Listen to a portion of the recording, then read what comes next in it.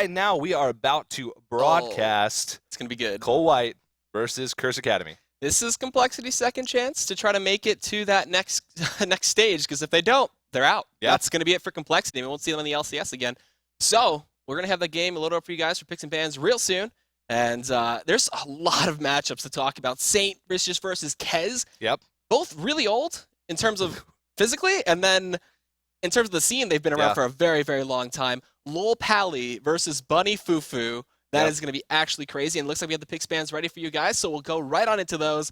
And also, you can't forget about Mabry Baby taking on Cop, who was the top challenger AD carry for quite a while. Yeah. So Impactful was actually, or Mabry Baby, as you guys see there, was actually the AD carry for Curse Academy for a long time. He was the AD carry for Curse Academy when they made that run and almost took out CLG to make it in the LCS. But once Cop stepped down from Curse, he replaced Impactful, and Impactful had to find a new home. So we found that home on Complexity White, so we'll have to see. You said this is going to be Complexity's last chance to make it into the LCS. All right, so the band's going on through. We see the Syndra and the Lucian, excuse me. I got shorter race on my mind, man. That Lee Sin play. But Lucian, obviously, one of Mabry Baby's most played AD carries, and then Syndra taking it away from Golden Glue. He's the control mage that they like to see, the Orianas, the Syndras, and even a little assassin thrown in from his Zed. But from last week's play, on that Zed, it's a little shoddy. Little shaky, yeah. Complexity White in general was pretty shaky last week in their victory over Monster Kittens. They actually took that one 2-1.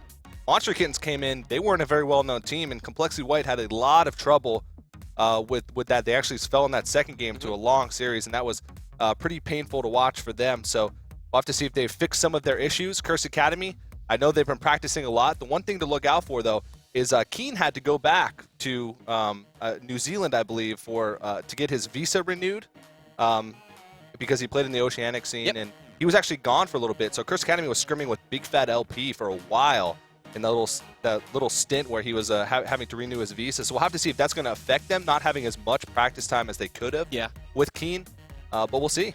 Also, another big matchup is Haunter versus Westerice. Can't forget about them. But with the bands rounding out, we're going to see Oriana and Thresh taken away, as well as the Irelia. So some good overall bands taken away from Bunny Fufu, especially his Thresh, phenomenal. We've seen highlight videos of him and Gosu, just doing some crazy Thresh plays. But Corki will be picked up for Cop as one of the safer AD carries for him. But Westerice gets the Rumble, and then Jace is possibly going to be going over to Golden Glue in the mid lane. Most likely, I don't know if they're going to swap it and go Rumble mid. That'd be highly unlikely, but it'd be funny to see. Yeah, of course, these bands make a lot of sense. The Thresh you mentioned, Bunny Fufu, and of course Aurelia. Westerice, that's been Aurelia and Gnar have been his most played champions in, last week when we saw them play against Monster Kittens in their scrims and in their ranked 5. So that's definitely a warranted ban. And of course, Saint Vicious, Jarvan, he's one of the few junglers in the challenger scene to still default to the Jarvan over, say, like a Lee Sin or a Kha'Zix. That seems to be one of his go-to champions, which is not as likely because we see Lee Sin, players like Lee Sin, Kha'Zix. So it's interesting to see his sort of play style in that. And he also actually plays a lot of Nunu. And we talked about this, and you said, I don't know if we'll get to see the Nunu. But I wouldn't be surprised if St. Vicious brings it out because they've been practicing a lot. They've revolved a lot of team comps around Cop in some of their rank 5s and scrims. And we'll have to see if that's going to work out for them. But a little bit different in this game. Yeah. So we'll see the Janna that join the crew, as well as the Zed and Cassidy. So throwing in two pretty big burst assassins in that combination. You get the Death Mark, you're able to Rift Walk as well. A lot of distance coverage between these two picks. And then on the other side of Complexity White, we're going to see the Lee Sin picked up for Kez, as well as maybe going on the Ezreal. blonde locks of Ezreal. Yeah. That's interesting to put up against Corki. We're going to see the two Trinity Force makers coming into play, unless they rush IEs first, which would be weird, but Trinity Force is a staple item either way. And then to join it, Lil Pally is going to be on the Nami. We've seen that be a good response to Janna. Ebb and Flow healing out a lot of the harass and keeping them sustained through a lot of the damage. Yeah, Mabry Baby, or Impactful, as some of you may know him more as, is one of the last guard of Ezreal in the challenger and professional scene. He actually plays quite a bit of it, and we actually talked about this last week. Misfortune as well is a pocket pick that Impactful is not afraid to bring out. I mean, it'd be kind of risky. It'd be kind of risky, but in situations like this, it can be sometimes a benefit to you to maybe bring out something unexpected in the first game. But I still think Ezreal's a little bit unexpected as well. The Lucian was off the table. Cop picked up the Corki for himself. I think Ezreal is actually a great choice. And people thought that, hey, well, if Trinity Force is great on Corki, since that's come back a lot in the recent times of the challenger scene, Why not Ezreal? Why not Ezreal indeed? So tell us what you think about these picks. Do you think the Ezreal versus Quirky matchup is going to be fun? Tweet at us at LOL Esports #LCS expansion, and we'll check those out when we're done with the game, see who you think is going to win. But we have the game ready for you guys, and we'll get that on the screen as soon as possible for you. This is going to be game 1 between Curse Academy and Complexity White. Complexity White, last hope for Cole to make it into the LCS or to at least advance to that LAN stage with the other 4 teams, as you already have one decided in the final 5, who I don't think anybody was expecting. Actually, I would have expected it, but a lot of people aren't fans of the underdogs. And there we go. We're on to the Rift now, and this is going to be an exciting game. Yeah, we haven't seen Curse Academy in a while, and we just saw with Complexity Black, just because you get that automatic seed doesn't necessarily mean that you are the stronger team. So really look for Complexity White to try and make big moves here. And I think Zyrene and Pyra touched on it a little bit earlier. Complexity White has sort of kept a lot of the support staff from the Complexity organization as far as coaches and management goes. So maybe they're coming into this tournament a bit more prepared than Complexity Black, but we'll have to see if that's going to pay off. All right, so a little bit of poke coming in from Low Pally and Bunny Fufu. You see them coming out ahead, though. They got to be careful, though. This could be very dangerous. No slows, though. There's already one exhaust and a heal actually used, so they're going to get the safety using that extra little bit of speed burst. A ward comes out, and that's going to be an overall trade win heavily in the favor of Curse Academy. Wow. Yeah, exhaust for basically nothing. That was just Complexity White being a little bit out of position really early on. And Curse Academy just showing their cards and saying, hey, we're just going to chase you out of this river. And that's a lot of scary potential you got to look out for. Without heal and exhaust, the trades could be a bit of a nightmare to deal with. Yeah, so it looks like pretty standard. Other than that, Curse Academy got the deep ward on the blue buff. And, of course, Complexity White got the deep ward on the blue buff of the enemy. So looks like these guys are going to have plenty of vision and plenty of information early on to see where these junglers are going to start. Now, Kez is a big jungler to talk about here. He plays Lee Sin a little bit differently than a lot of Lee Sin players. He goes Sight Stone first on almost every jungler he plays. Lee Sin, that's pretty normal, pretty standard, but he plays it really vision and really support heavy. He doesn't like to go for super aggressive ganks. He likes to make sure that his lanes are set up and safe, and then go for a counter gank with the vision that he provides. And it worked out pretty well for them last week. But we'll have to see up against the jungler in St. Vicious, who's sort of very similar to him, but maybe a little bit more aggressive. I'm excited to see how these junglers are going to match up, especially early on in this game. A little bit earlier, you saw that Trinket Ward die, so they didn't give the timing on the blue buff, unfortunately. We saw some good use of that from the final 5, and that'll give some safety to Kez, as they did get the timer for it, and helps him out quite a bit. This lane up top, we saw Kenny Yu have a tough time against Rux. He blessed out pretty hard there to the Rumble against Cassidy matchup, so we'll see if it stays true with Westroyce versus Hanser. And early aggression, what do you think? You gonna see Saint ganking quite a bit? Yeah, Saint is known to be really aggressive early on champions that he's comfortable with, like the Jarvan.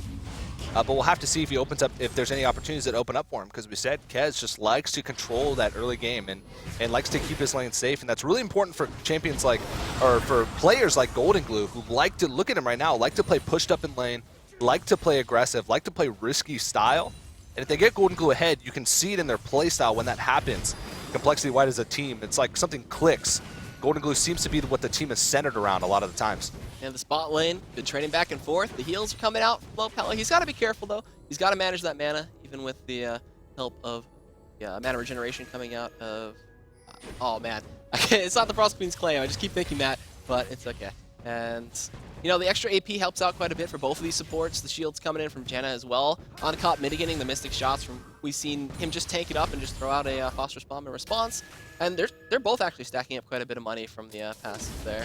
Yeah, both these lanes are really passive. The AD carries both have reliable escapes, maybe not Valkyrie as much, and both supports have really strong disengage power. So I don't think, whoa, Impactful could be in trouble here. They don't have heal still. It's on cooldown. They're going to get a knock up from the flag and drag a bunch of damage from the Phosphorus Bomb. Look at that damage on top of it. Maybe Baby going to be able to Essence Shift and flash himself to safety. So that's the pick of Ezreal coming to effect there. He's got a lot of maneuverability, and gotta say that was pretty good use of it. But now flash down, Saint could just loop around. Yeah, what a great gank there by Saint. He actually came all the way around there, made sure that he had vision up the river.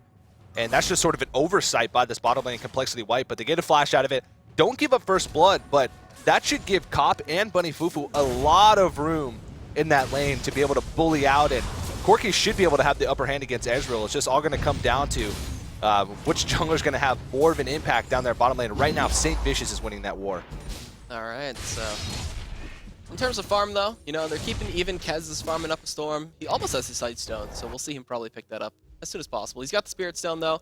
So actually, foregoing it. All right, you're wrong in the prediction there. This is the first, man. No Sight Stone for him. I haven't seen Kez build anything other than a Sight Stone first item for a long time. So it's the evolution. If this is, well, Kez, you're out of control right now. Bring it down a notch, buddy. All right, so that's actually rather interesting. And Mabry Baby picks up an early tier. So looking possibly for, he actually could go for a blue build here, get the Manamune, and go straight towards that Miramana as fast as possible. Yeah, ramping it up quite a bit. It sort of fits their style of composition here. Yeah, with Golden Glue on the Jace as well. Yeah, they could definitely do some really great work with sieging, especially Rumble and Nami provide fantastic counter engage, which is one of the best things that this composition does. They can find picks with the Lee Sin or the Rumble, and even the Nami with her bubble, but at the same time, they have the flexibility to be able to just siege up and then counter-engage if Curse Academy tries anything risky. Oh, Keen, here comes Kez! He got slowed there from the skies as Kez comes on in, though. Trying to secure a kill on a Jace, on a Zed this early is pretty hard. Yeah, he's pretty tricky to lock down, but still, that's going to force him back. Golden Glue's in a great spot in that lane. You can see right away that Complexity White controlling vision across that river. A very early pink ward on that top side pixel brush, that top side single brush there. So that's that should give them quite a bit of value because you can see all the wards around the banana bush and sometimes even reach almost as far as the river bush as well, or the lane bush. So Kez already trying to control that vision. At this level 6, Haunter goes on in. He's going to go in with the blades, and he can actually try to pick up his first blood here. Rift Walk up in a couple seconds, and the Flash Force that he flashes chase after. Here comes the equalizer, he won it! Westrice, oh man. Wow, just hit 6, goes in. That was just a duel. That creep dying was a miracle for him. Yeah, he timed the flash perfectly to make sure that he barely got out of range of Hansar and lived with a scrap of HP left. And that's going to be a big deal for him. He was starting to get bullied around a little bit in that lane by Hansar's Kassadin. And that kill's really going to turn things around. Saint's coming on. He's level 5. He's going to try to do what he can. Flagging the dragon to safety, though, this time. Bubble comes on in. Saint's got to be careful. Going to get slowed up a little bit by the ebb and flow and the Tie Caller's blessing. And even Keen was looking to rotate around.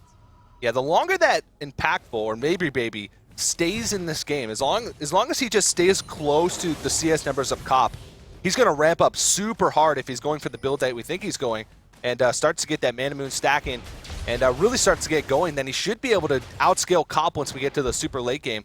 But it's all going to come down to when all that happens, and Cop's really going to have that huge power spike in the mid game. That damage coming in from the Haunting guy is going to be able to just shred down Haunter, bring him down to half. And Haunter, you may not know too much about him if you haven't kept up the challenger scene. He's one of the best top laners. That's why he was picked up by Curse Academy. He is very, very efficient, and you saw he was trying to be calculated in that play. He just didn't expect that level 6. Yeah. But don't count this guy out. Kassadin in late game is going to be a nuisance, and Westrice, even with first blood, he's still down just a little bit in the creeps. It's like a one margin. Yeah, Hansar was part of LOL Pro in the North American Challenger Series playoffs in the 2014 season, and was a big catalyst in a lot of their victories, and one of the few top laners left in the Challenger Series that can call himself a carry top laner, because he can really carry from that top lane position, which is pretty rare these days. And Saint, he's been linking around mid, though. There's some beautiful word coverage from the side of Complexity White that's been spotting him out, and even he's trying to poke away at this dragon, just been maybe trying to hint at doing it. And that pink ward, man, spots him out, so still, Golden Glue can play perfectly safe, sit back, use that blue buff, and stack his tier. Yeah, and I'm eating my words right now because Kez actually picked up a longsword as well before he even got the Ruby Crystal for the Sight Stone. So maybe Kez is switching up a little bit. Maybe he's going for that more aggressive style. He still hasn't really tried much for ganks. He's fallen a little bit far behind, and St. Vicious on farm as well. So maybe not the best style for him, but we'll have to see how that's going to work out, going straight for that Spirit of the Elder Lizard. Forgoing the Sight Stone, which is very unlike his. It's been a bait the entire time. He's been keeping teams off guard. He's like, I'm just going to build a Spirit Stone until I hit this point in the expansion tournament. Teams are going to scout me, and I'm going to say Sight Stone first every game, so they're not going to want to gank, and then I'm just going to hit him with the aggression. And then they're like, oh, wait a minute, what? He's got full damage. I can't do anything. And, okay, so now that level 6 has been achieved from both junglers, that's when the ultimates are online, and we're going to see them possibly go even more aggressive. Or hopefully, as, you know, the game, it can stay on for this point when both of these Manamunes and Miramanos come online, that's where Curse Academy has to be very scared. And now Saint gonna initiate this early dragon, and there's no ward spotting it out. So this looks like it could be free for the side of Curse Academy. Yeah, this is just a nice move by them. They pushed the wave into the bottom turret. So basically, Complexity White was forced to make the decision, do we stay here and clear the wave, or do we send the support out on a very risky mission to get a ward on that dragon? Rule 18, just send the support out. Yeah, that seems to be what these Challenger guys like to do, but Complexity White, I guess, playing it safe. They probably knew that that was happening based on the lanes going back, and even Haunter up top started to back off just in case he was needed for the teleport, and then canceled it to go back to the lane and try and get CS. And when a top laner starts backing to base with full health like that, and the bottom lane goes missing, it's almost positive. They're almost positive that the dragon is being taken by the enemy team. So pretty telegraphed by Curse Academy here. And Kez coming on in, finally to clear out that pink ward that Saint dropped quite a while to counter out Kez's ward, and they really like taking over that spot, man. Gonna get sight of the wraiths, check the timing of the red, and they're gonna even get a deeper ward from Low Pally. So. Yeah, this is really impressive ward coverage by them. They're going to be able to spot out Saint Vicious no matter where he goes on this map, so they can telegraph where he's going to go with his ganks. Unfortunately, maybe that vision came a little late because the dragon was taken, but right now they're playing pretty proactively as far as stopping Saint Vicious from making an impact on these other lanes. Yeah, Kez, he's just been going around, man. This Blind Monk can spot out quite a lot of wards. Yeah. And he's taking out quite a few in their jungle and just taking full control. We saw them do this when they were playing against Curse Academy. I forget the team that they were playing beforehand, but just jungle control, jungle control. Now Deathmark comes on in towards Golden Glue. The Shuriken's connected. He's going to pop, and the Ignite's still doing a bunch. He knocks him back into the turret, but using that Deathmark to go back in, and the fadeaway Shock Blast isn't going to connect.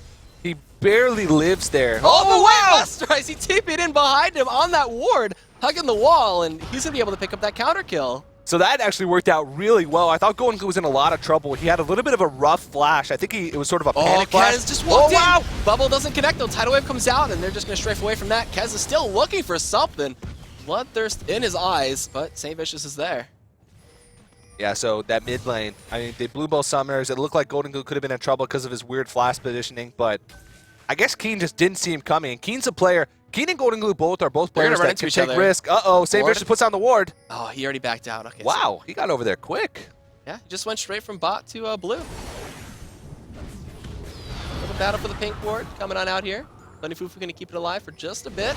And now it looks like they caught out Saint, but he'll just flag and drag away. He's still slowed, but Kez looking for the Sonic Wave does connect. Saint let that hit him.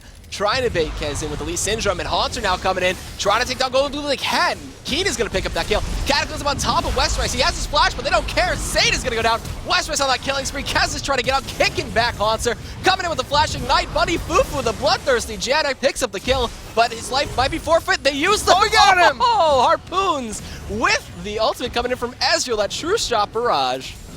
Yeah, so that's going to be a 2-for-2 trade, so not really much happening for both teams here. You look at the gold, it's exactly even right now. So these teams are basically just trading things back and forth. Curse Academy did take that dragon, but Complexity White has a couple kills up. Now, the big thing to look out for is Westrise here. He has 3 kills now. He's already completed. Leandries. Yeah, Leandries and Sork Shoes. So he is definitely doing a whole lot of damage right now. And that mid-game power spike, once he hits that level 11, it's going to be really hard for Complexity to lose a team fight unless Westrise completely whiffs his equalizer, because that level 11 equalizer is such a huge team fight swing if you place it even in a decent position. So Complexity White probably is going to want to look to towards this next dragon fight, and Maybe Baby as well, impactful. It's also scaling up pretty well, so they should be in a good spot.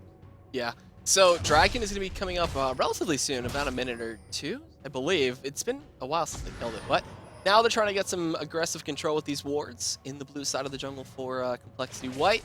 Curse Academy trying to pull a Kez here, and they're actually in that brush. I believe Saint was trying to bait them out, but they already saw him clear the ward, so they decided not to go too far. Yeah, you can see Saint Vicious is doing a lot better of a job of keeping up with vision, but at the same time keeping up with farm of his jungle camps. 59 CS to 41 CS. He's got a Sightstone in boots compared to just the completed Spirit of the Elder Lizard.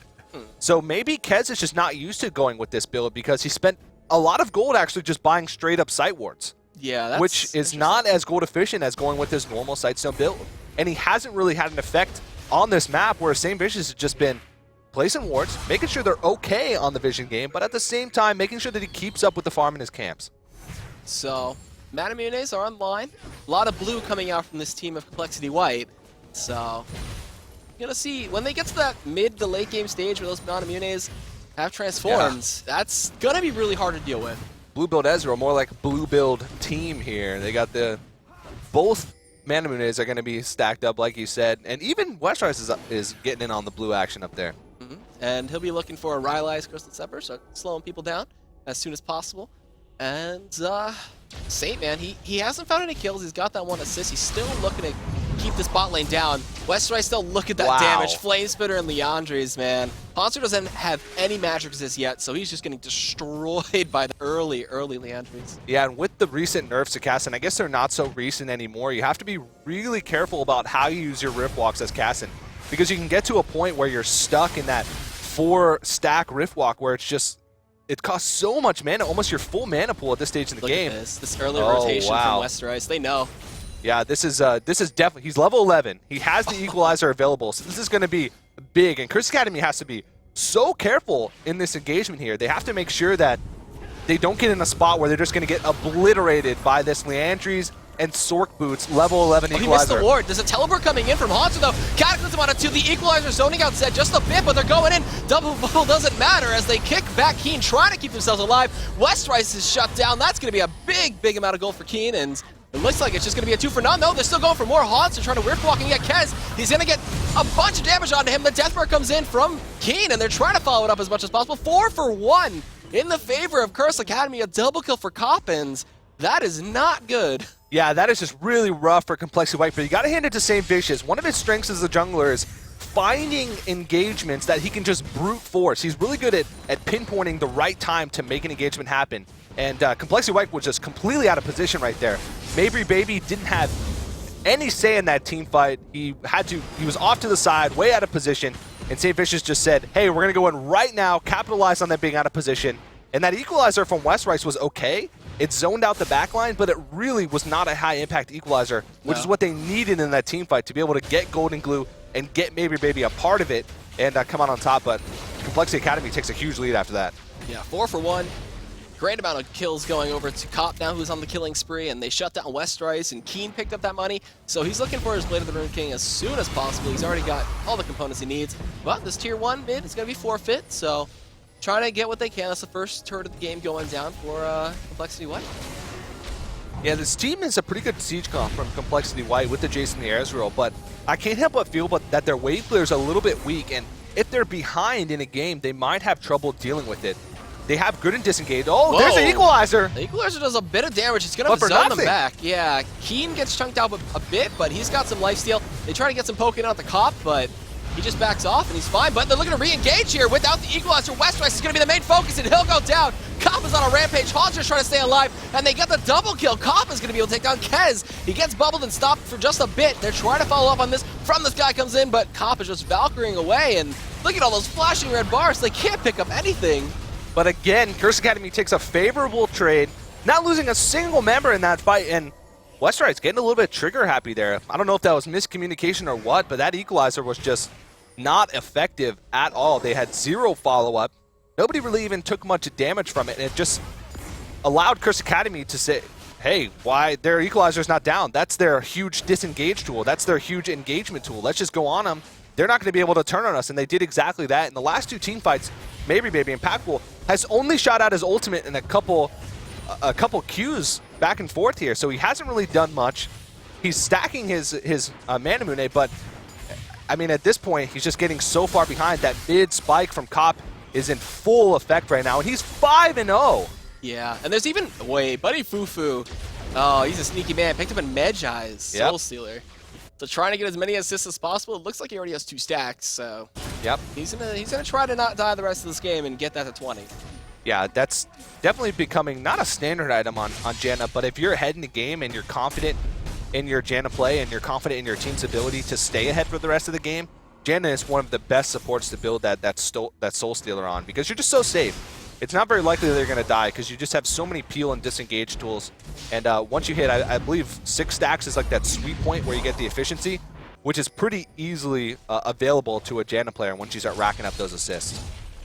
Yeah, so just drop a shield, run out, and be like, oh, Keen picked up a triple. Now I got 3 stacks. Yeah. Sweet. But making his teammates do the work for him, though. It's kind of bad, though, if she starts dying, then she starts losing the stacks, and that item's just kind of sitting there. So we'll see what happens with that. Poncer, he's been a big part of this team. 0, 2, and 8. So many assists for this man. He's initiated quite a lot of fights, and oh man, he's been a huge impact. He's been drawing a lot of focus fire, which is a big thing here, especially when they're going on to Westrice. It seems Westrice is the target for their initiations, just to get him out of the fight quickly, because he's the biggest threat on their team right now, especially in the mid game. So Haunter and St. Vicious have been just going straight for him every team fight, and Haunter's just been absorbing, especially with the Q now absorbing magical damage. He can just say, hey, just feel free to Flame Spitter in my face, and I'll just take a lot of your damage, and my team's going to kill you. That equalizer's pretty nice, though. It's going to trap them in the Cataclysm as St. Vicious forces the flash on. They try to chase in on him. They get the kick, they get the damage. Haunter can really go down. Kez will pick up that kill with the help of that. And in the Baron pit, wait a minute. Wow. He just pops. Baron helping out Keen pick up that kill, and the death mark was enough. Yeah, Golden Glue just caught out of position once again there. He's just not having a great time this game. 0-3-2. It seems like he falls almost as soon as these team fights are starting up. So Keen now starting to ramp up as well. He's 3-1-4. He's a little bit behind on CS, but with the global objectives that Curse Academy has taken, I'm sure he's up in gold at this point. Now taking a tower. Curse Academy's in a fantastic spot right now. Yeah, with that a rough 4,000 gold lead, they're just keeping a strong grasp on this early game. Then taking it to mid game and just keeping that Corki ahead. Yeah. A little bit of fancy footwork from Keen there, showing off his shadow skills. Shadow micro.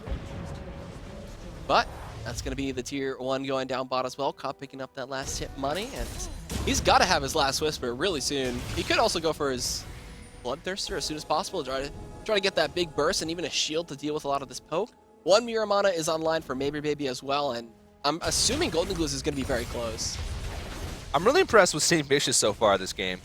He's playing against this team complexity really well, because he knows that if they get behind at any point, it's going to be tough for them, because they're going to have a lot of trouble dealing with that siege. So he's making sure that he brute forces these hard engages on a team that he knows can't really handle it at certain points in the game. And he's just putting so much game pressure, not necessarily map pressure or kill pressure, just game pressure in general.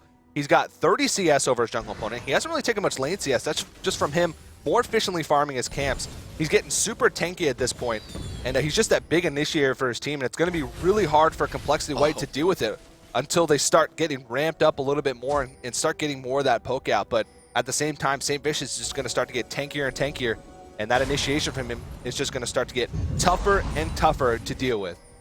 And Keen also, he's feeling that split pushing role as he just keeps on staying down bot, dropping wards, keeping control of the blue buff, and he's going to be a nuisance. They can't 1v1 about this point. Youmu's and Blade of the Ring King completed, so just Deathmark and follow up with the Shuriken and you're dead. Yeah, that's the sweet spot for Zed split push right there, those 2 items. And you can tell nobody wants to even go anywhere near that side of the map by themselves, especially not impactful.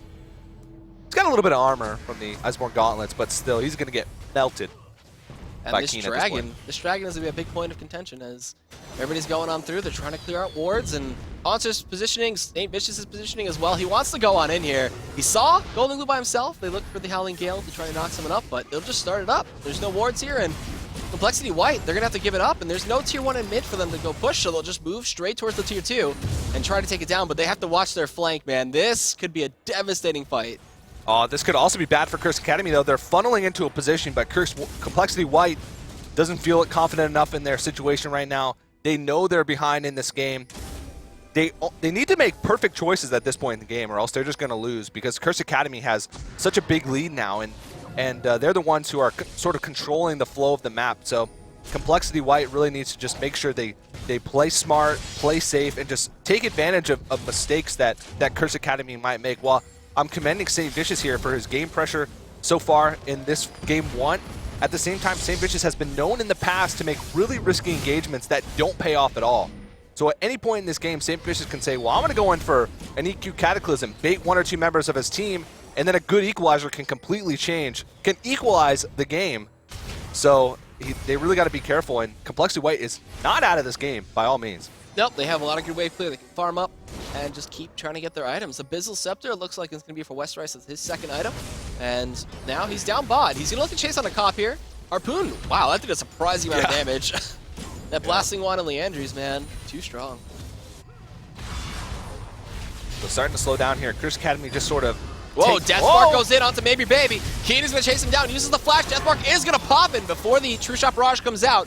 Keenan's gonna be able to pick up that kill. The Equalizer again, not finding too much. Westrice is gonna get hit by the Howling Gale, and Cop is dominating 6-0. Looking to fit pretty well into this Curse Academy lineup. Yeah, and it's pretty natural for him. He played with St. Vicious for a while, so they have that good sort of synergy working well there. Bunny Fufu as well had that little stint in the LCS last season. So these guys are just oozing with experience on this Curse Academy roster. And you can really tell they're just making smart decisions, making smart engagements. Keen as well. That's just a great plan by them to split push, because this sort of poke siege composition really just does not deal with split push, especially with assassins, because anybody that shows their face down there with Keen or up there if he's in the top lane is just going to get killed out instantly. You just saw right there, Maybe Baby just got focused down and killed, and now Curse Academy has almost a 10k goal lead in this game. Yeah, once that last switch was completed too, geez, it's going to be so tough to deal with. Golden Glue getting crit down. Look at that damage coming out from Cop right now. Infinity Edge was completed. Haunter's TPing out it as well. There's the orb to spot them out. Cop is godlike. He's going to take down Golden Glue, and I honestly am not sure about this comp. Yeah, it's a little bit rough. I said it before. It's going to be super rough if they're behind. I think they made a comp without taking into account what the enemy team could do. And that's never a smart idea, especially with as much on the line as they're doing right now. If they got ahead early on in this game, they would have been in a great position. Westrice goes in for a little bit of hash, drops the Equalizer. Is that Deathmark enough? He connected the Shurikens, and he'll pop from the Ignite as well. Oh, no, wait. What hit him afterwards? I don't know, but it was enough for the Deathmark to secure the kill. Yeah, I think he got the last Shuriken from the shadow from behind him. All right. Maybe it was just the Deathmark itself, but a nice kill pickup. And now Keen and Cop are just huge at this point. Complexity White can't even show their face anywhere that they don't have warded for the fear of just getting bopped pretty much by Keen or by Bunny Fufu. Bopping those field mice. Complexity White are the field mice right now. I mean, field mice are going to have a tough time coming back in the game of League of Legends. I don't know how they grab a mouse, but mice using mouse. Yeah. Or mouse using mice. Either one of those terms. But tier 2s are getting pushed. There's only one more left in that mid lane, and Curse Academy can start making their way towards those inhibitors. That's where you start to have a really tough time. Yeah, at this point, it's going to be maybe a little bit tough for them to dive just because of the tidal wave from Nami and the Equalizer, but Kez's Equalizers Westrice's Equalizers have been just really underwhelming so far this game, and the bottom lane for Complexity White just has been Maybe non-existent. again. He's going to shift to the wall. The Shuriken does not connect, and okay, he won't pop this time. Yeah, escapes with his life this time, but Keen will be lurking in the shadows for him once again. Oh, the 2-for-1 special for Westrice. He won't be able to kill both, unfortunately. I think he will. Mm-hmm. Oh, nope. Nope. I've had that experience one too many a time as a support with a sweeping lens. Yeah. You get so excited when you get those 2 wards. You're like, oh, that's great, 30 gold. I can do this. And then you're left with only 15 in your pocket. So a lot of good control coming in here from the side of Curse Academy. They've completely taken over this jungle. So many wards across the board, and they're clearing out pinks too. So Complexity, man, they're gonna have to have a miracle to come back into this. They both mirror manas. They have a lot of blue in their builds and trying to do what they can.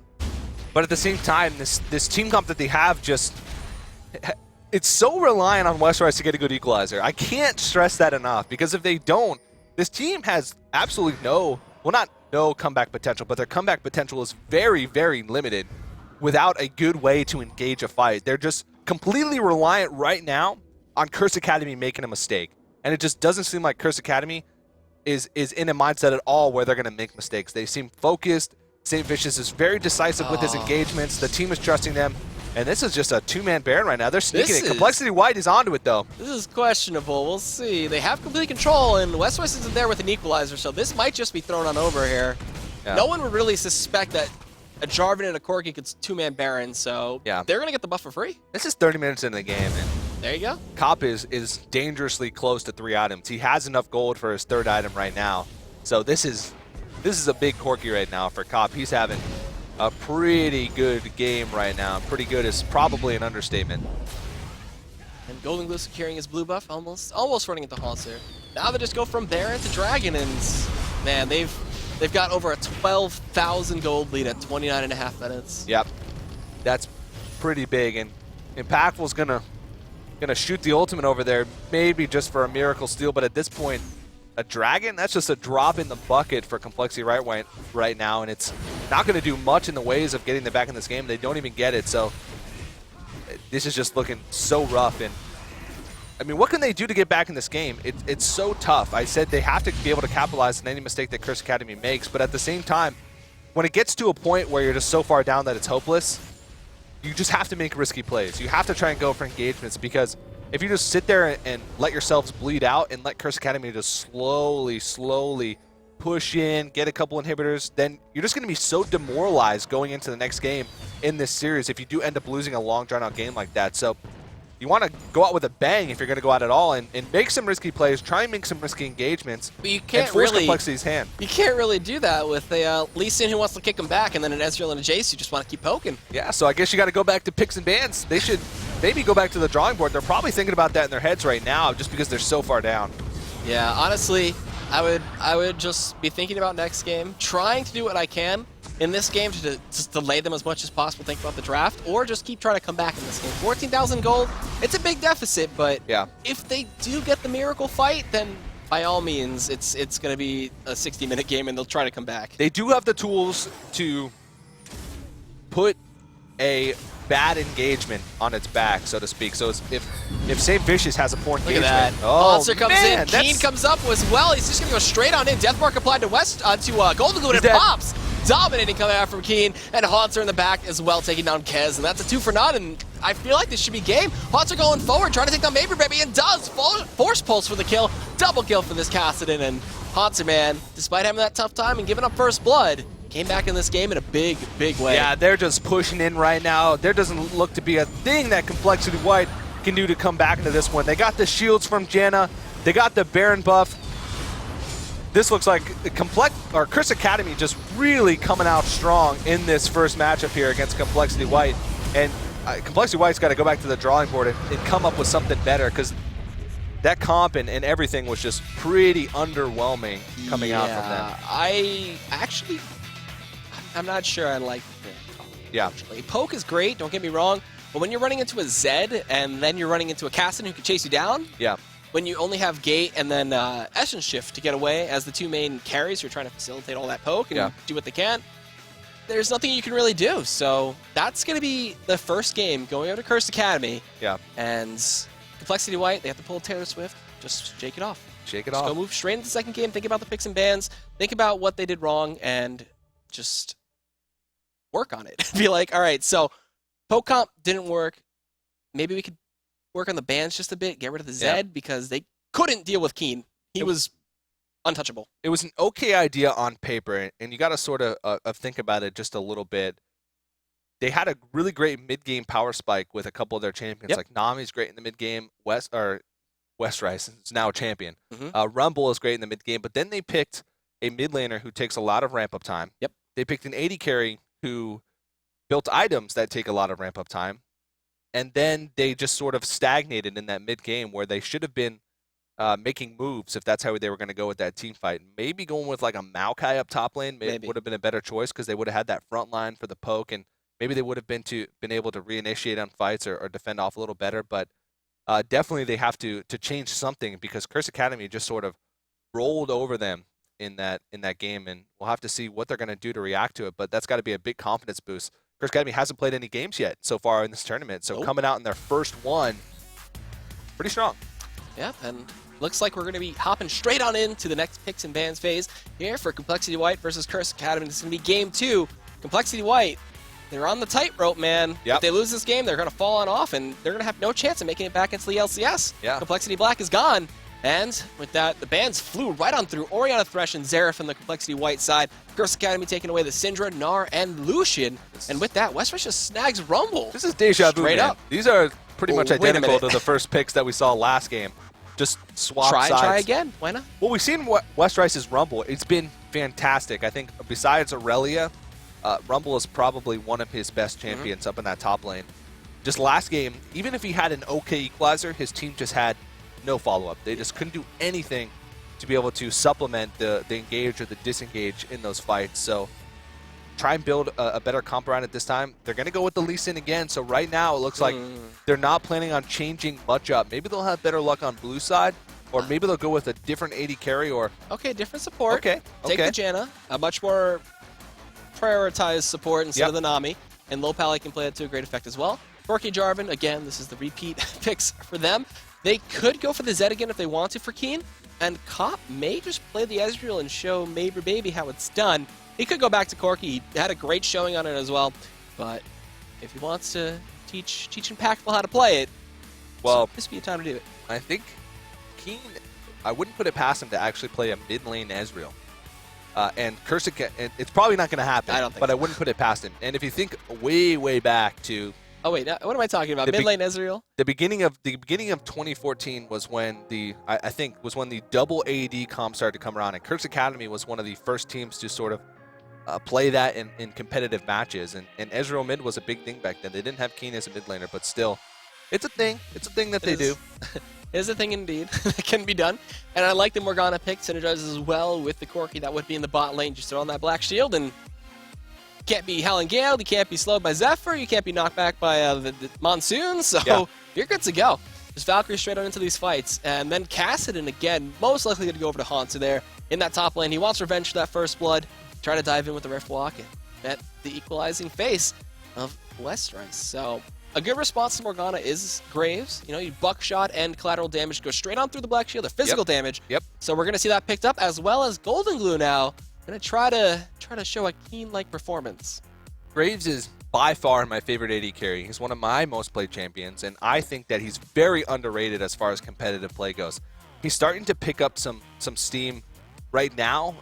Granted, on live it's the 4.20 patch, but still, he wasn't changed that much. The game was sort of moved around a lot, but I still think he's really strong right now, especially against those mid-game AD carries, and especially against Morgana, you said, because they have the ability to sort of all in at level 6, because Graves' burst damage, especially since collateral damage was actually buffed just a tiny bit a few months ago, and the Janna shield, they have the ability to really burst out of Morgana. Is this mid-Hecarim for Keen? There it is. Yes, it is. There it is. Oh, this is the pocket pick. I love this pickup.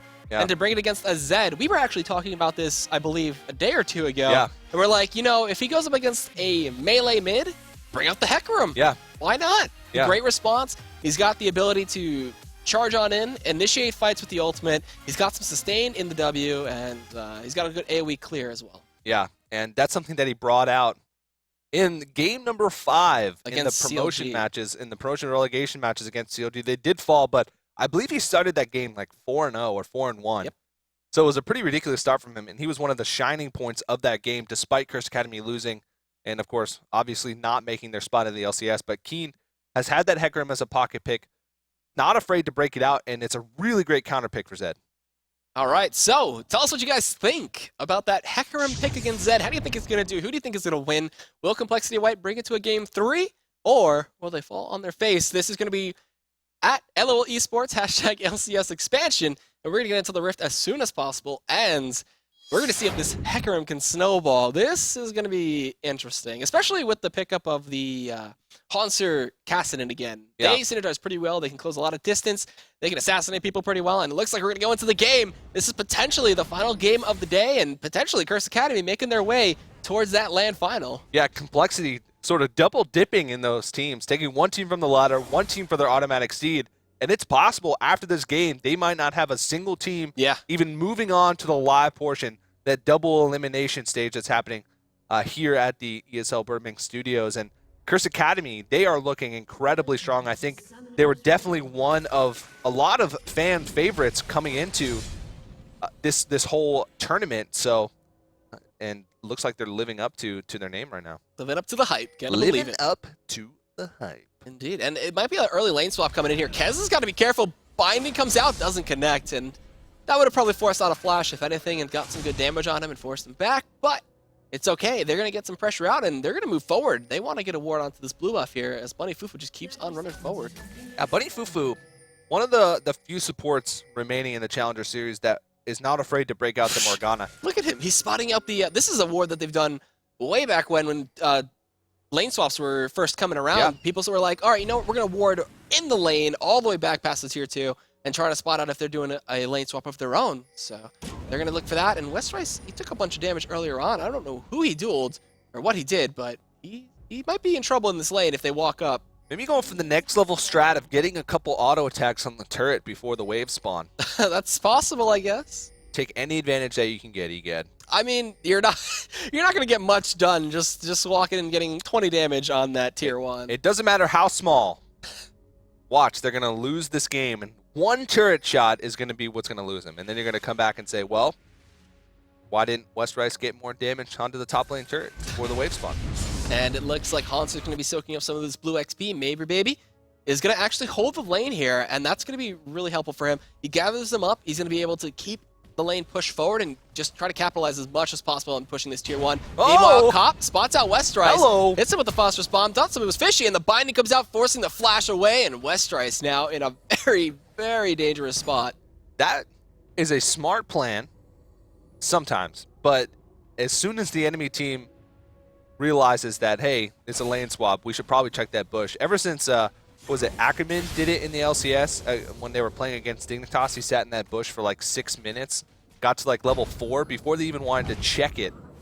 And so teams now have made sure that they check that bush when they do a lane swap. Yep, and it looks like a swap in the jungles as well as they just trade blue and red from Saint and Kez. And now at the level 3, good look to see if the ganks come on out. Westrice gets hit by a binding. He's going to take a little bit of poke at that, and he started Ruby Crystal and 2 potions, and now he's out of potions, so he's going to have to be very, very mindful of that. He's trying to be a little crafty to try and get in here and get some of the experience from the CS, but it's going to be tough for him. Rumble is not... Look at these. 2 for 3, excuse me, coming out from Bunny Fufu right now. Keeping a good percentage of those bindings connecting. Yeah. We'll see if we can continue that through the game, as they're not even spotted on that ward. Saint's going to be spotted, but Haunter wasn't. Yeah. This dive is going to be so dangerous, and Lolpal is up here too. Level 1 still, 300 health left on this guy. And Kez, he might be caught out here. They're going to see them doing the white. Kez, what are you going to do here? Sonic Wave? Not going to Resonating Strike his way through. He does, actually. He's going to get popped in the face for that, so he's got to be careful. Joining the fight is Westrice, though. Doesn't have the harpoon. Took the Junk Shield instead. Binding Connect over the wall. They're going to go straight for Westrice in first blood. The Tormented Soil from Bunny Fufu. Going to pick that up. Westrice is a bind magnet so far in this laning phase. He's dodging back into the binds. 3 for 4, man. I'm going to keep track this game. Yeah, okay, the whole game. Not the whole game. Do it. If we miss anything on the camera, it's not my fault. But yeah, we're keeping track of the bindings because that's more important. But it's a pretty good showing from Bunny Fufu so far, bringing out that Morgana to counteract the Janna, and even just 2v1ing, man. It's worked out phenomenally for them so far. You can really see Curse Academy. There's no one bots, you know. It's just maybe farming by himself. He's level 4. Curse Academy seems a little bit more seasoned with this lane swap. Complexity White's just sort of going with the motions here, playing reactively to what Curse Academy is doing. Sonic Wave? They're not going to dive that. No way. Okay. Yeah. So Comp is by himself. He's got to be asking for a little bit of help here. And we'll see, but he'll probably come back in. And this mid lane has been very quiet. Keen, he's found a minor advantage over Gold Blue. Yeah, and that's sort of the thing. It's just so hard for Zed to be able to stay in early on because Keen can just sit in his face. Cloth Armor is the build that he usually goes for. It's really just a specific counter pick that he likes to play against melee assassins, specifically Zed. And he builds the Cloth Armor. He just gets in your face in the laning phase and CS as well at the same time gets in some harass when he can. And since he pushes the lane so fast, it's just you can't really do anything. You're just forced to try and wait by your turret, CS, and try and pick up as much as you can. But at the same time, Keen's just 40 CS right now, most in the game, doing a fantastic job right now. And maybe he's been left alone. He's level 5, and man, he is enjoying this alone time. It's like a little sweet little vacation for him. Yeah, just gets all his farm he can want. He can't even be touched by Haunter right now, and it's gonna be something to worry about. 80 carries love lane swaps. Top laners hate lane swaps. Junglers, they kind of like lane swaps as well because they can facilitate those dives. Yep. But we haven't really seen any of them just yet. And now Bunny Fufu, he's getting those deeper wards. He's got the earlier sight stone too, so he drops a pink ward. This is so much vision that Curse Academy has over on this red side jungle here. Kez They have nothing. He doesn't even know. He puts a ward down the tri-bush, but he's afraid to do anything. Goes ahead and uses the sweeper, but there's still so many wards coming down here from Bunny Fufu and from Saint Vicious. They have full control over this red side. Yep, so Kez really, he's going to get spotted out every time, and I'm surprised we haven't seen any of the early Dragons being contested just yet. I mean, they have full control of that bottom side of the map, so why not try to go for it with Saint? But I guess they're going to stick to that nice and safe play. Yeah. Still a little bit risky. It's early on, and when you go for the lane swap like this, you're setting your jungler usually and your top laner a little bit further behind than they'd normally be. So if you, it can be a little bit risky sometimes to go for that early dragon, especially if you don't have tabs on at least a couple members of the enemy team, which they didn't right there. And their window has kind of closed for that. But I can imagine once they regain vision and they can set it up a little bit better, Curse Academy will probably have good control over it. And there's a ward dropped in there. Keen, he picks up the early home guard and ninja tabby. Yeah. So trying to get as much movement speed as possible earlier on to capitalize on the passive there and get some more damage. This is standard play. This is almost identical to the match that the only competitive match that we've seen Keen play Hecarim on. Pretty much rushes the home guard, Crystalline Flask, and basically he just pushes the wave and then runs back in. And runs back to the lane, starts to grab up that CS. So pretty creative build, an interesting build coming out from Keen, and it's really a great reaction to a Zed pick that sometimes you have to leave on the table. And I'm surprised that Tormented Soil didn't stop the back, but it was the last half second. There he goes! Look at that. He can get back to lane so fast. Talk about efficiency. Yeah. That is actually really cool. Watch him. He will literally clear wave and then go back. Look at that damage. They forced the flash as well, bring him down to 200 health. The Sheen rush from Cop, both games, he's actually just put out a lot of damage. Mabry Baby is staying in there, though. He's actually got a little bit of a CS lead because of the action that was happening up top that distracted Cop for a little bit. Did pick up the assist, so pretty much even across the board. But right now, it's such a slow game. I mean, you see basically the goal difference is the CS in the mid lane and then the one kill that they've picked up for themselves. And that's exactly how Curse Academy is going to want to play this because, again, big power spike in the mid game. They have such great initiation and great follow-up. And we saw Cobb last game on Corki just go off. And I can imagine it's going to be sort of a similar story this game. I wouldn't be surprised, but he's got to worry about maybe. You know, he's got the BF sword already. He's going to be looking for that early Infinity's Edge. As unfortunately, you know, Bloodthirster doesn't stack up anymore. You get the shield from it. I like the old Bloodthirster, but this new Bloodthirster has found its way into my heart. Yeah. It's a better last item than the first item. Yeah. Doesn't give you as much of an early game advantage as you would see normally in Misfortunes and the Grace pickup. Yep. Going to give Keen over the blue buff, so he's going to be able to spam those Qs a little bit more. Going to be even tougher for Zed to deal with. Look at that. Wow. Oh, man. So just pretty much a showing of last time as well. And Westeros is the early level 6 too, so just going to keep bullying out Haunter and keep him back with that Flame Splitter. Yeah. Keen is just putting on a CS clinic right now. He's close to perfect here. I don't think he's exactly perfect, but 88 CS.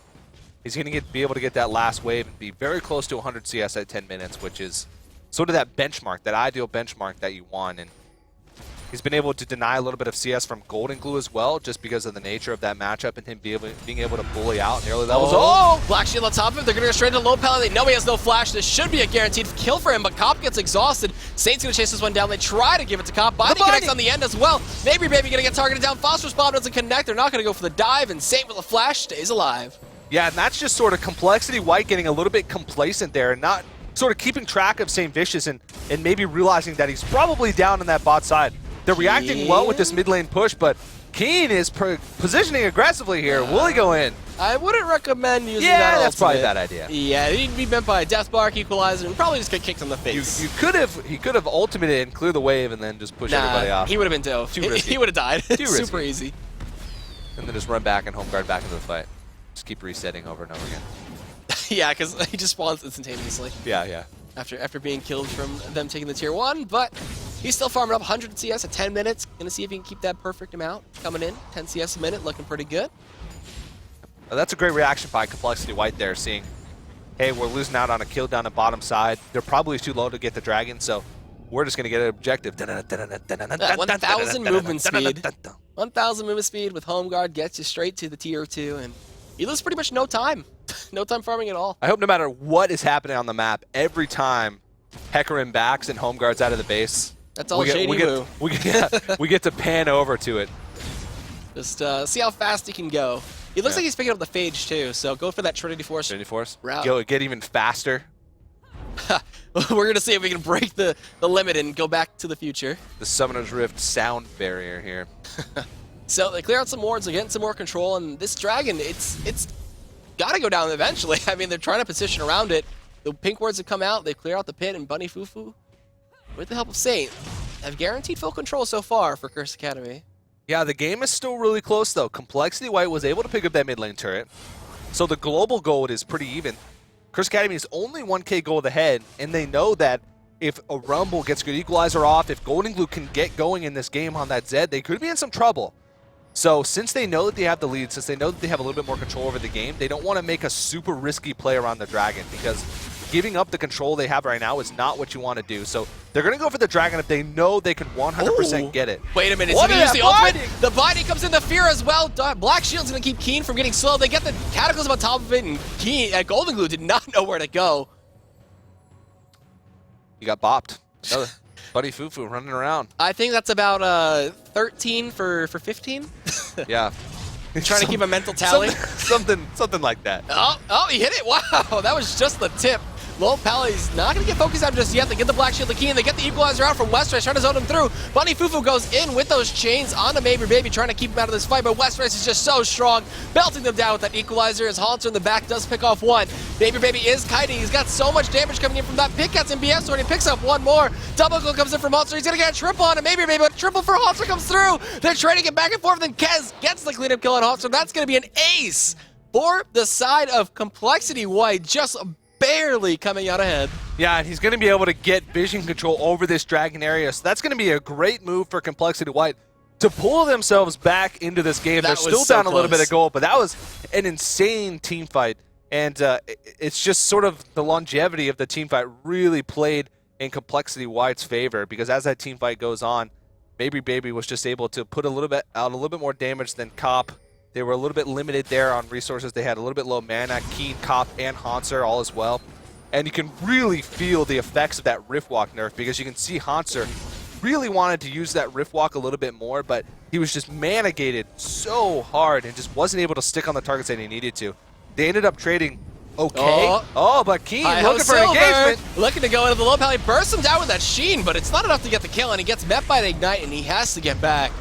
And they got to be careful. This is the jockeying for positioning that we've seen so far for this Dragon, as this is a really important Dragon for both teams. Yeah, it's only the first one, too, which is kind of crazy. These teams are just going to brawl back and forth. So the ultimates are coming back online, too, so... You got the equalizer up as well as the head go. Oh, look at him go! That's like 1,200. Actually, that's 1,100 right now. So once he gets that Zeal and then Trinity Force, we're going to see him going real fast. So this Dragon gets started here by Complexity White. The charge is ready for Keen if he wants to go on in. Same Vicious is starting this fight up. He's going to get Death Mark just destroyed. Maybe Baby takes him down. Keen coming in with the ultimate, gets kicked back immediately. Animal abuse. Haunts are coming through, takes down Kez. There's a 4-man shackle for Bunny Fufu, but he can't get anybody stunned. So he gets bursted down. Maybe Baby on the double, but Haunter and Cop are trying to take him down. They do finally get him, and they're just trading back and forth. This fight is absolutely insane. It's the second time, but reverse ace is going to come out here from Curse Academy and a Dragon. What a crazy fight. Same Vicious, that looked to be a really bad initiation, but he drew a lot of focus on himself. And there was a great exhaust on a Maybe Baby right as he unloaded his full burst combination. The collateral damage came out right as the exhaust came down, so it did very, very minimal damage. And Bunny Fufu really splitting up the team with a 4-man Soul Shackles, and that sort of created the chaos that they needed to pull that fight together. And now, Cop hasn't even picked up kills, but Haunter 1 and 9. It seems like he's the one that's doing the majority of the damage in team fights. It's just like Keen runs in and gets that last Q off, or that last Trinity Force buffed auto attack off as the team fight's ending, and picks up that kill. But still, Keen and Haunter are two players that you'd want to have that gold as well. They have a lot of carry potential from both their solo laners as well as their AD carry, so they're in a really great position right now. Yeah, and Round of Ages has been completed for a while. He's able to trade it out with Westrice and with Bunny Fufu and St. Vicious coming around for the loop round. Even Keen is joining the party. They want to get this dive on a Westrice here. If the Flag and Drag connects from Saint, that is going to be a guaranteed kill. They have to be very careful. There's no ultimate for Keen also on that Hecarim, so the clear out of pink and decide to back away. Well down bot. Maybe Baby and Low Pally being silent but deadly, taking down a tier 1, and that's their second turret of the game. Curse Academy has not been able to take many turrets, and you look at their team composition, their siege is not that great. They're going to rely on just diving past the turrets with their initiation from Hecarim, from St. Vicious, and then just having the sticking power from Caston and from Corki to be able to stick out a fight. Their siege is pretty poor, and that's one of the reasons why they're up in gold. But oh wow, okay, so 19 out of 27 maybe. All right, so we're having fun with that, but like you said, it's gonna be interesting to see how they can try to pull this into the together. Excuse me.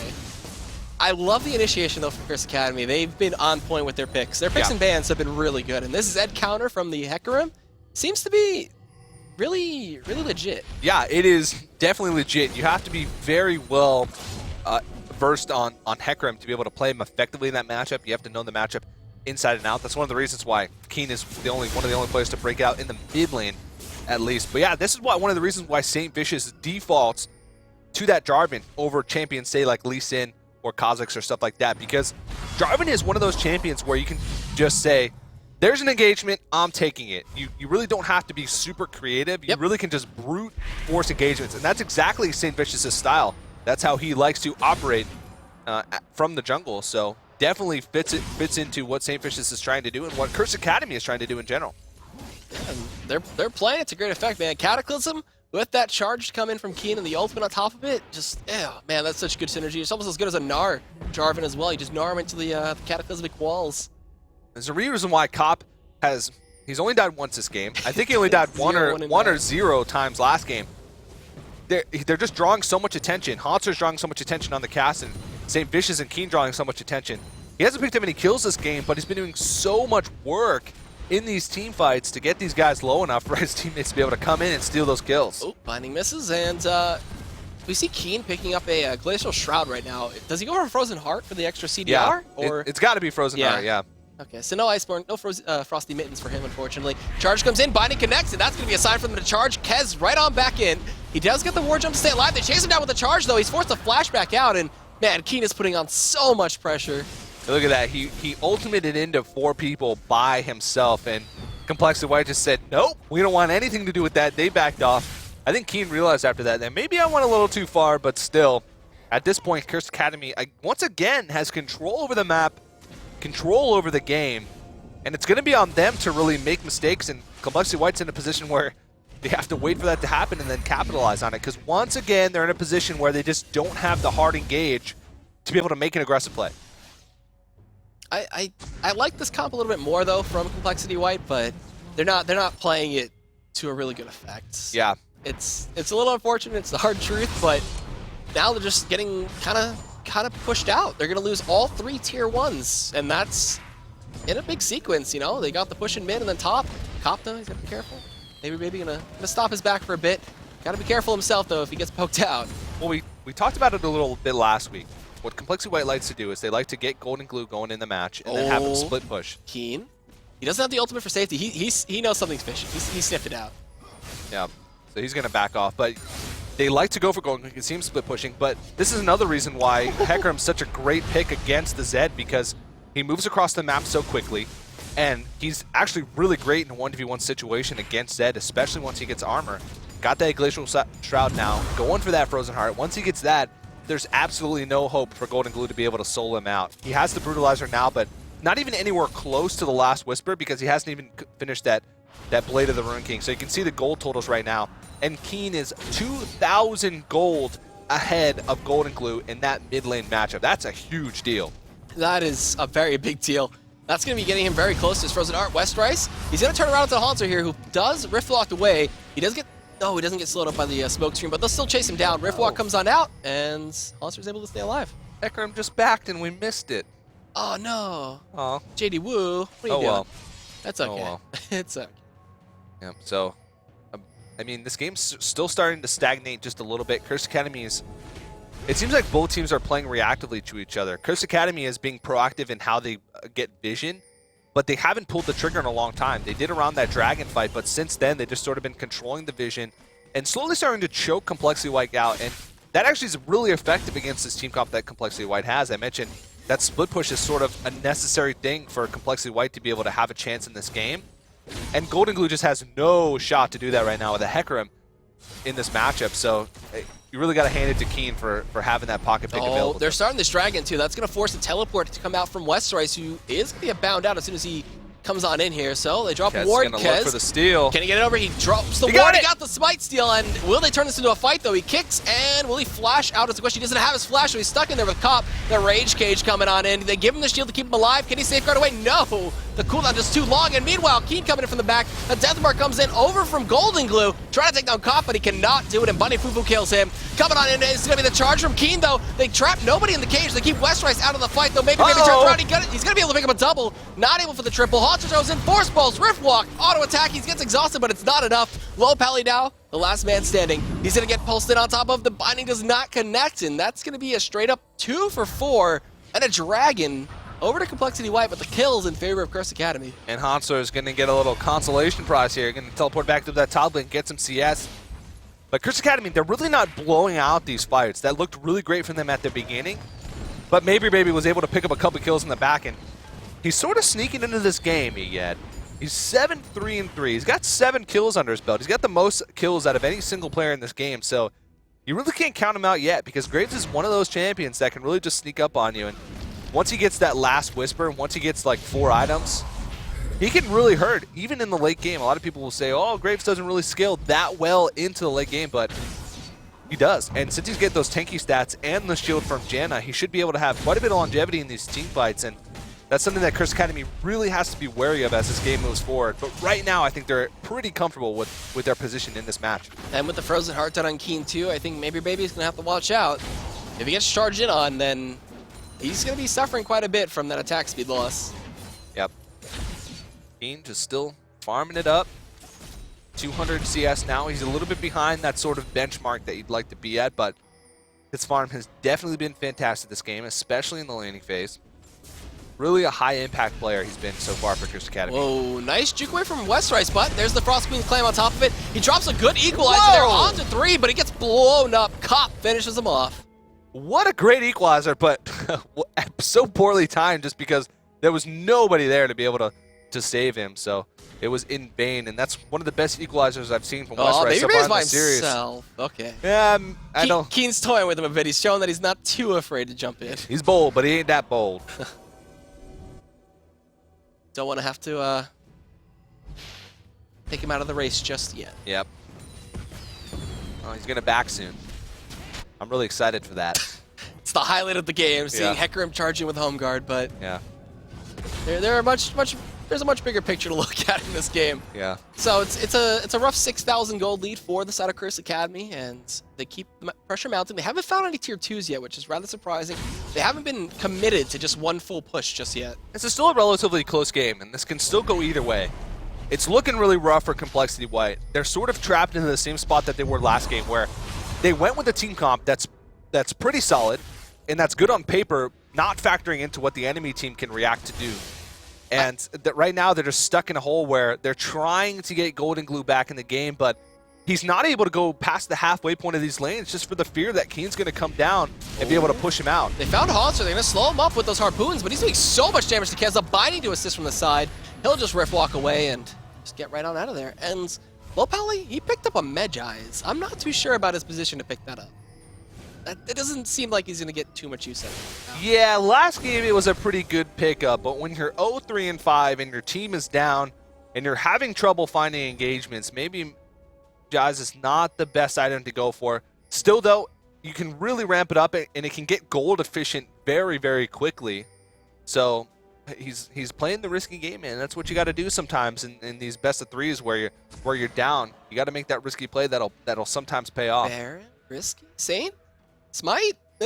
Not going to go for it, but they just keep the control going, and they're going to look for a wraparound here.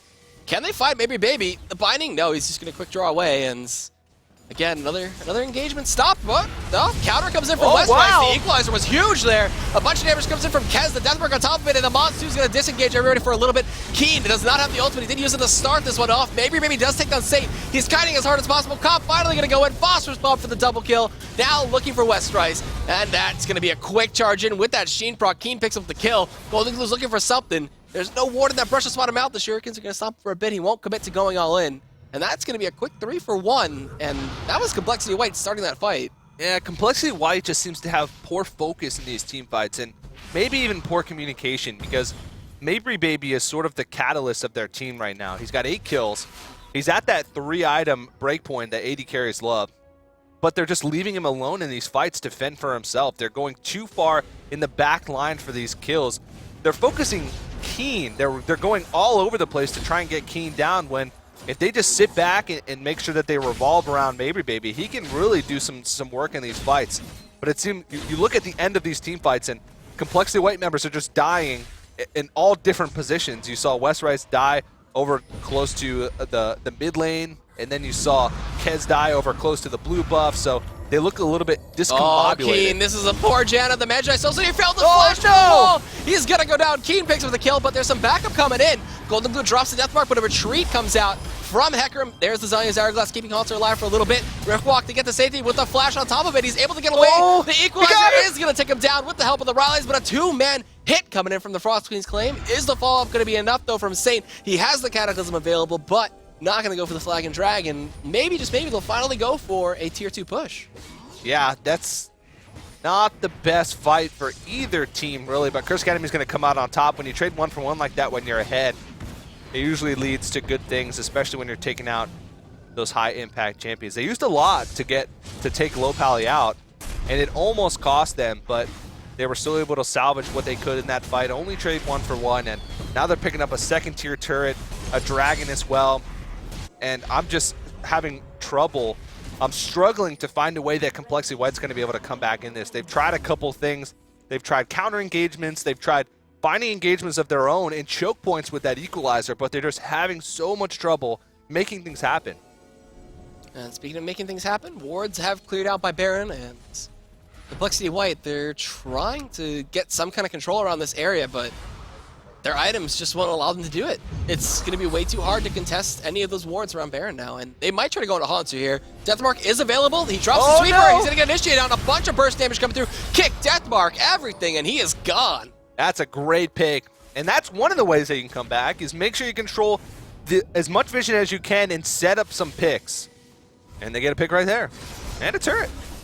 All right, so not too bad exchange. They're still down by about 8,000 gold, so we'll see the counter push come out here from Curse Academy as they want to threaten an inhibitor. Yeah, and they're going to win a base race pretty much no matter what. So Complexity White has to get back here and try and defend this, but they were a little out of position, and they give up that inhibitor turret for free. Definitely not something that they want to do at this point. Oh my goodness. That must have been a crit, and the Bloodthirster on top of it, so huge. And now they ping out. They're going to get control back here over the Baron Pit, and maybe just try to threaten it. Yeah, this is Curse Academy's game to throw right now. And you can tell that they're still playing really cautiously around that Baron Pit. And I said it earlier, they were doing the same thing around Dragon. It's really smart play. They know that their team is just going to suffocate Complexity White's team comp. Mainly because Golden Glue can't push, mainly because they have trouble finding ways to initiate. So what Curse Academy is really just trying to do is make sure they play it safe, get what they can, but not make too many risky plays because they have absolutely no need to. So the need is in dire need to make a play is in the side of Complexity White. Koff is off to the side too. Look at that. He's showing no fear right now, just throwing out those missiles, keeping the pressure on. He doesn't even care about his position right now. Like they can't guarantee a kill on him. Look at that. Just keeps the harass going. He's got that Bloodthirster shield too, and this Baron is going to be huge as well. I don't think any team wants to really start this until they've found a good scrappy engagement to where they come out ahead. Yeah. Complexity White, they're positioning aggressively. They're just trying to make sure Curse Academy knows that, hey, we're still here. We can still fight. So don't try and do anything. Don't try and do anything fishy here. But at the same time, Curse Academy is just controlling this map so much, and it's just so hard for them to take down any individual player. You saw Hanser up, who's Not that tanky. Oh, this is the same thing they did last time. They're spotted out, though. Oh, that was a good scry orb. Okay, so spots him out, gives him some vision, and stops the Baron, but a binding to connect. Low Pally can't be initiated on just yet. Boxer's looking for something, but Keen's in the back. Whoa, he gets exhausted. He's going to do a bunch of damage to Low Pally, though. He's got to be careful. He's going to get collateral damage. He goes in. He's going to be able to help pick up 2 kills as they go back in. Deathmark is applied to St. Vicious. Kess is stuck in the Cataclysm. He will fall, but the pop comes on in, and that's just going to be another ace to come out. Golden Glue maybe going to be able to do this. He gets exhausted. They saved him. Binding connects. Phosphorus Bomb. Cop unstoppable. Ace. Oh, man. Wow. So an ace comes out, and with this open inhibitor, Curse Academy is going to be able to push into this one pretty hard. They actually have a minion wave here. They might be able to finish this. Cop is still up. He has that Trinity Force to be able to tear through these turrets. There's still 14 seconds left before Kez is even up. I think this is going to be game. They might be able to do this. This Trinity Force damage with that Sheen is going to be able to pick this off, and only Jen is alive. Kez is coming back up, but he has no kick. He can't guarantee any of the kills, and it looks like they're just going to be able to get this Nexus down after one great team fight. Curse Academy do it. They take down Complexity White in 2 games, and who would have guessed both Complexities are out? Falling 2-0 and in pretty convincing victories for their opponents, actually. That was an impressive showing by Curse Academy, and Complexity White, it seemed like they came in with a plan, but it seemed like Curse Academy was ready for whatever they were going to throw at him and countered it with the perfect pick. You really got to hand it to Keen for breaking out, having the confidence to bring out the Hecarim once again in competitive play to counter that Zed, and it worked so well against Golden Glue. Yeah. The Challenger scene, it used to be about here on the spectrum of competition, but now it's kind of like up here. It's like 2 LCS spots opened up.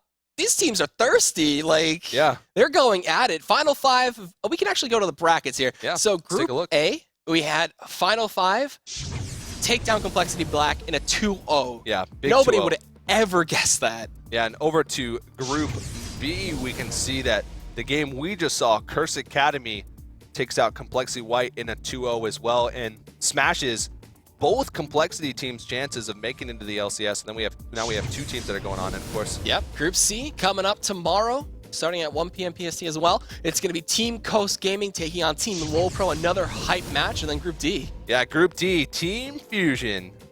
One of the fan favorites, I would say, taking on Enemy Esports, another big fan favorite. McNoon versus the Cat God up in the top lane. I think that's probably going to be one of the bigger matchups to watch. Indeed, and both those guys big figures for their team, as they're the outspoken members up top. So we'll see what they can do. That's going to be it for us today here at the studio in Burbank for the League of Legends Challenger Championship Series, for the expansion tournament. I'm Egad. Joining me here was Asmo Cutie, and we're going to sign off for now. Thanks for watching, and come back tomorrow at 1 p.m. PST, and we'll see you then.